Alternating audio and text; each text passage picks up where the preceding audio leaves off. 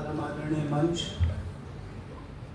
पर विराजमान पूज्य श्री पाठक जी महाराज के चरणों में वंदन करते हुए अपनी बात को प्रारंभ करता हूँ।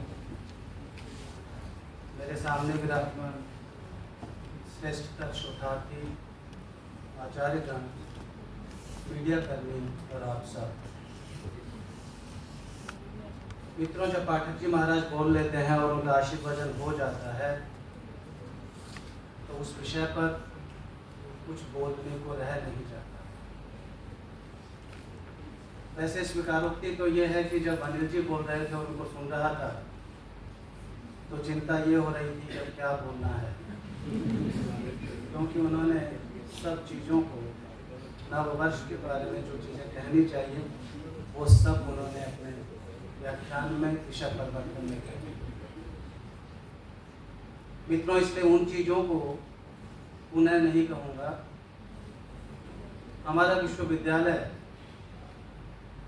महर्षि दयानंद सरस्वती विश्वविद्यालय जिसका नाम है, और इस विषय को यहाँ कवर नहीं किया गया क्योंकि महर्षि दयानंद ने इसी दिन आर्य समाज की स्थापना भी की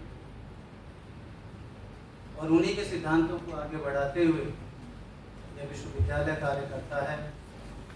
चाहे वो वैदिक परंपराएं हों, चाहे प्रार्थना की परंपरा हो। गुरुजी के चरणों में निवेदन करूंगा कि हमारे यहाँ हमने विश्वविद्यालय को गुरुकुल के परिप्रेक्ष्य में विकसित करने का संकल्प लिया है।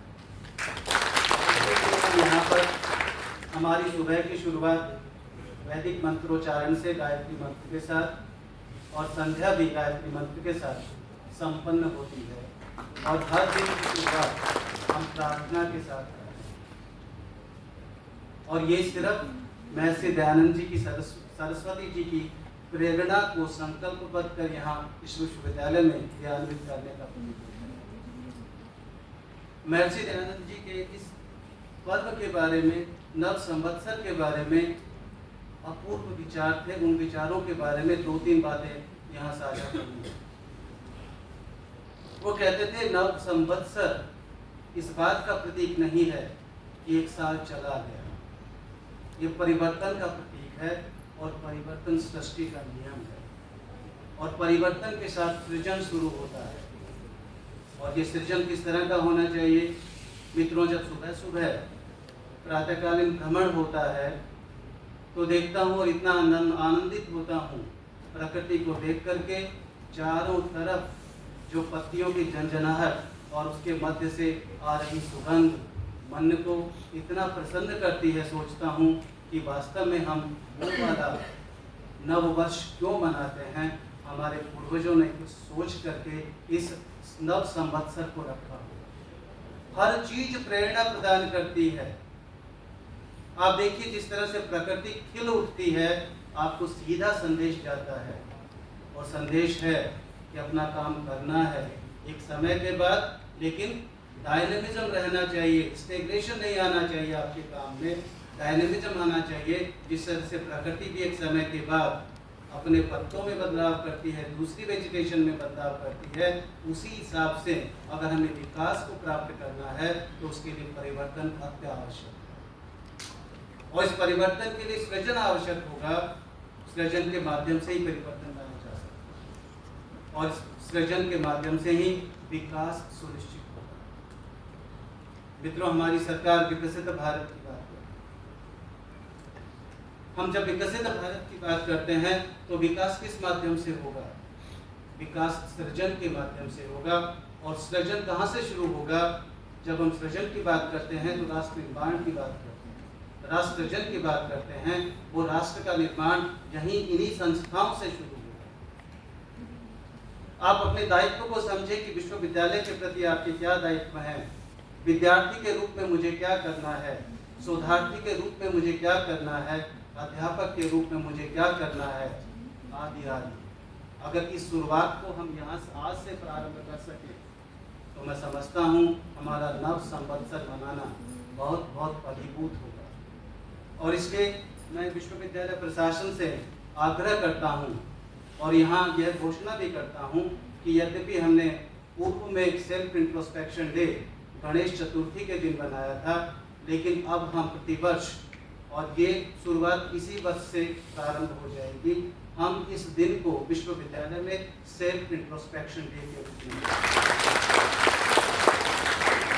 जिससे हम ये तय कर सकें कि हमने क्या किया और क्या करना है, क्या हमारे लैप्सेस रहे, क्या डिमेरिट्स रहे और उनमें किस तरह से सुधार करना है, जिससे एक आगे के पथ को भी सुनिश्चित कर सके। राष्ट्र निर्माण की यात्रा मित्रों सेल्फ इंट्रोस्पेक्शन से शुरू होती है, और सेल्फ इंट्रोस्पेक्शन किस माध्यम से आता है? जब हम सर्वप्रथम अपने कर्तव्यों के बारे में सोचते और फिर अधिकारों की बात। जब हम कर्तव्यों की बात सोचते हैं तो मुझे याद आता है शोधार्थी के रूप में, आपको याद आएगा शोधार्थी के रूप में आपके क्या कर्तव्य हैं, विद्यार्थी के रूप में आपके क्या कर्तव्य हैं, अध्यापक के रूप में मेरे क्या कर्तव्य हैं, कर्मचारी के रूप में मेरे क्या कर्तव्य हैं। अगर उनका हम अनुसरण कर पाए तो वास्तव में हमारा ये नव संवत्सर मनाना फलीभूत होगा। जैसा कि अरविंद जी कह भी रहे थे, ये जो नव संवत्सर होता है ये हम अखिल भारतीय राष्ट्रीय शैक्षिक महासंघ के साथ मिलकर मनाते हैं। और ये अधिकारों की डिमांड नहीं करता संगठन, ये संगठन कहता है कि सबसे पहले अपने कर्तव्यों को पूरा करिए। आप कक्षाएं लेते हैं कि नहीं लेते हैं? शिक्षार्थी शिक्षा के लिए प्रयास करता है कि नहीं करता है? उसमें आहुति देना शिक्षक का प्रथम कार्य है, और उसके बाद में अपने अधिकारों की डिमांड कर। इसलिए ये नव संवत्सर हमें इस बात के लिए प्रेरित करता है कि सृजन कर्तव्य परायणता से प्रारंभ होता है, सृजन समावेश से प्रारंभ होता है, सृजन सम्मिलन से प्रारंभ होता है। और इसलिए हमें ये देखना है कि हमारी ये समावेशी प्रकृति है, हमारी ये सम्मिलन की प्रकृति है, ये सदैव सदैव बनी रहे। क्योंकि अगर इस प्रकृति में थोड़ा भी भटकाव हुआ तो उसके बाद हमारे सृजन की प्रक्रिया में भी विकृतता आ जाए, और उस विकृतता को मिटाना हमारे लिए असंभव नहीं तो कम से कम दुष्कर कार्य अवश्य होगा। इसलिए मित्रों, आप सबका आह्वान करता हूँ इस सृजन की इस प्रक्रिया में, क्योंकि भारत सरकार भी, भारत राष्ट्र भी इसके लिए सावचेत है, चिंतित है कि हमें सृजन को आगे बढ़ाना है, भारत को विकसित राष्ट्र बनाना है। अगर हम भी अपना योगदान इस विश्वविद्यालय के माध्यम से इस सृजन में, मुझे कथा याद आती है उस गिलहरी की, गिलहरी ने कहा वो भी योगदान देगी। अगर ये विश्वविद्यालय अपना योगदान इस राष्ट्र निर्माण में कर सका तो गिलहरी का योगदान भी प्रभु के लिए बहुत महत्वपूर्ण था। उसी तरह से राष्ट्र के निर्माण में इस संस्था का भी यह महत्वपूर्ण योगदान, वो दो संक्षिप्त होगा लेकिन बड़ा महत्वपूर्ण सिद्ध होगा।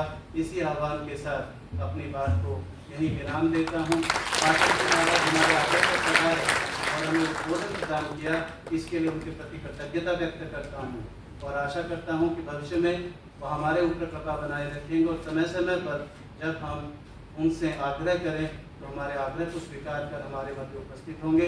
इसी आशा और विश्वास के साथ मैं डीन साहब के प्रति भी कृतज्ञता व्यक्त करता हूँ।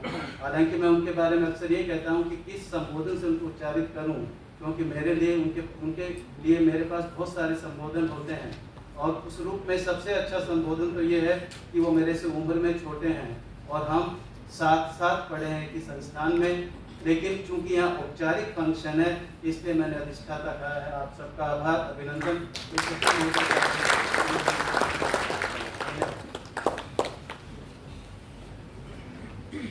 बहुत बहुत आभार माननीय कुलगुरु महोदय, आपका ये उद्बोधन और ये सेल्फ इंट्रोस्पेक्शन डे निश्चित तौर पर विश्वविद्यालय की यात्रा में एक मील का पत्थर साबित होगा। मैं कार्यक्रम को आगे बढ़ाते हुए निवेदन करूंगा कुल सचिव महोदय श्री कैलाश जी शर्मा से धन्यवाद ज्ञापन करेंगे। माननीय कुल सचिव।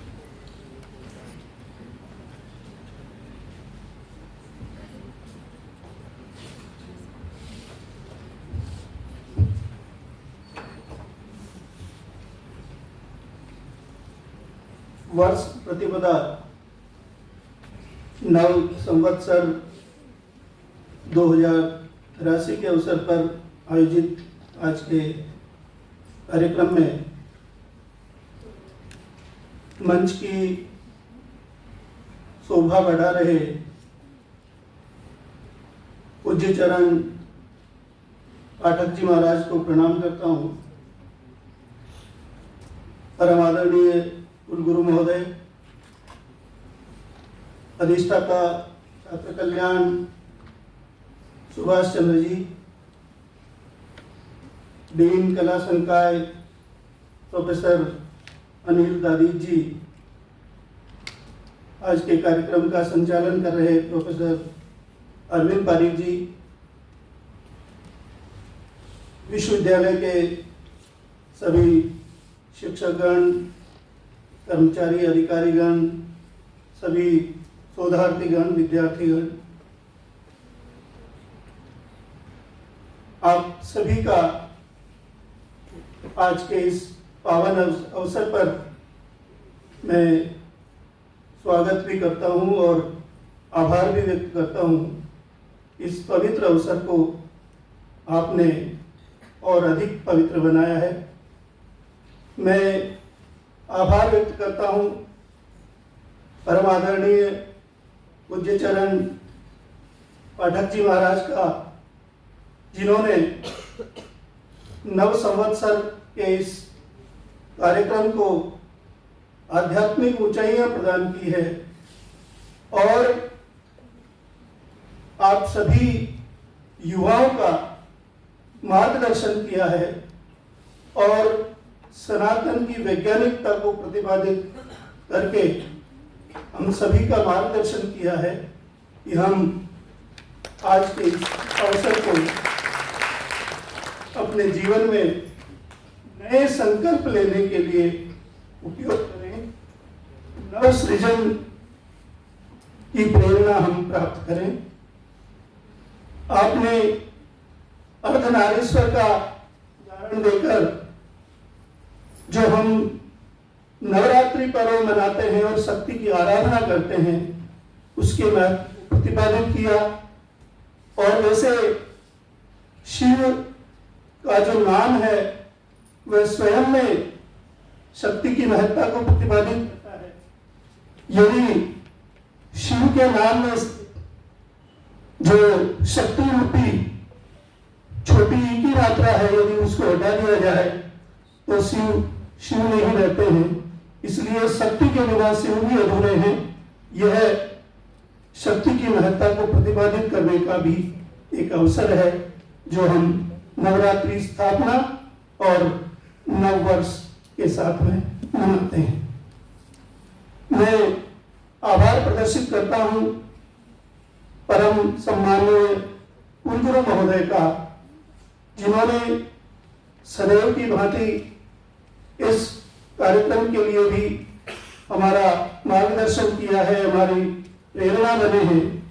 और आपने सेल्फ इंट्रोस्पेक्शन डे, आत्मावलोकन, आत्मविश्लेषण दिवस मनाने की जो घोषणा की है, उसके लिए विश्वविद्यालय परिवार आपका आभार व्यक्त करता है और आपको यह आश्वस्त मैं विश्वविद्यालय परिवार की ओर से करना चाहता हूं कि हम आपके हर इस प्रकार के कार्य में जो विश्वविद्यालय को नई ऊंचाइयों पर ले जाने के लिए किया जाता है, उसमें आपके कंधे से कंधा मिलाकर चलने का प्रयास करेंगे, आपके निर्देशों का पालन करेंगे। मैं आभार व्यक्त करता हूं आज के कार्यक्रम को संचालित करने के लिए, कार्यक्रम को आयोजित करने के लिए जिन सभी ने व्यवस्थाओं में सहयोग दिया है और निरंतर प्रयत्नशील रहकर आज के इस आयोजन को सफल बनाया है, उन सभी का मैं हृदय से आभार व्यक्त करता हूं। मैं प्रोफेसर सुभाष चंद्र जी का, प्रोफेसर अनिल दादी साहब का, जिन्होंने अपने मार्गदर्शन से आप सभी युवाओं को प्रेरित किया है, उनका भी मैं बहुत बहुत आभार व्यक्त करता हूँ।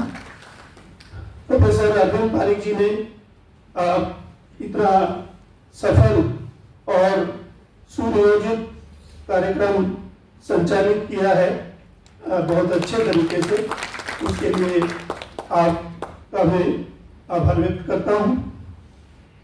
और मैं आभार कहना चाहता हूँ आप सभी देवतुल्य श्रोतागण का, जिन्होंने आज के कार्यक्रम को सफल बनाया है और हम सभी मिलकर के आज के दिवस पर यह संकल्प लेते हैं कि हम विश्वविद्यालय को आगे बढ़ाने के लिए, नव सृजन के लिए और शोध को गति देने के लिए, शिक्षण को गति देने के लिए और जो भी नई चेतना है उसको आगे बढ़ाने के लिए हम सभी मिलकर के प्रयत्नशील रहेंगे और निश्चित रूप से हम इस दिशा में आगे प्रयास करेंगे। अंत में मैं आप सभी से ये निवेदन करना चाहता हूं कि हम केवल संकल्प ही नहीं लें, उस संकल्प को क्रियान्वित करने के लिए भी निरंतर प्रयासरत रहें, क्योंकि कहा गया है कि उद्यमेन हि सिद्ध्यन्ति कार्याणि न मनोरथैः न हि सुप्तस्य सिंहस्य प्रविशन्ति मुखे मृगाः। भावार्थ यह है कि कार्य केवल सोचने मात्र से, विचार मात्र से सिद्ध नहीं होते हैं, उनके लिए प्रयत्न करने पड़ते हैं, प्रयास करने पड़ते हैं। सोते हुए शेर के मुख में कभी भी शिकार स्वयं नहीं जाता, उसे शिकार करने के लिए प्रयत्न करना पड़ता है। इसी प्रकार से हम भी अपने संकल्प को सिद्ध करने के लिए निरंतर प्रयासरत रहें। इसी शुभकामना के साथ आप सभी का आभार, धन्यवाद।